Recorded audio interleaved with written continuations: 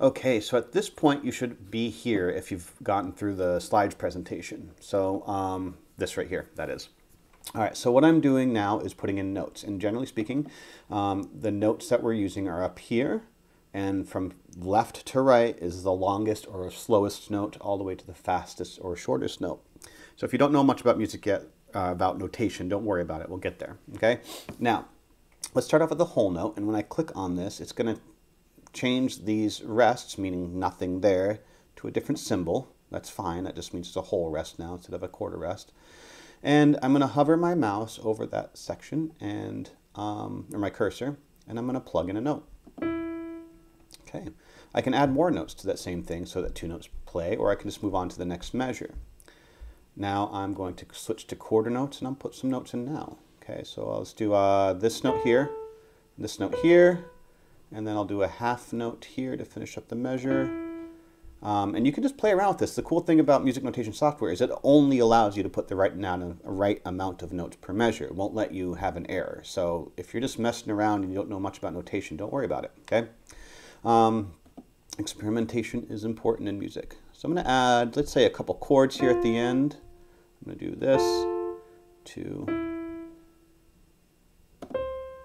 Okay, let's layer that. Okay.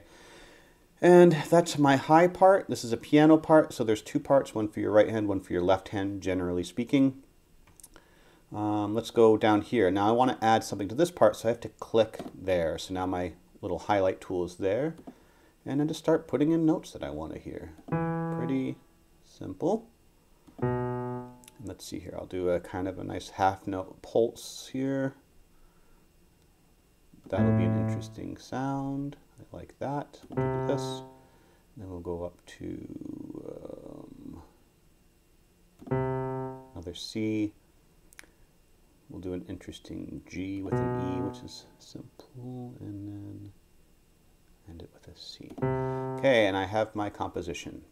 Now to hear the composition, I'm going to go back and select the first note so that the cursor, this over here, moves all the way back to here, and then we'll hit play.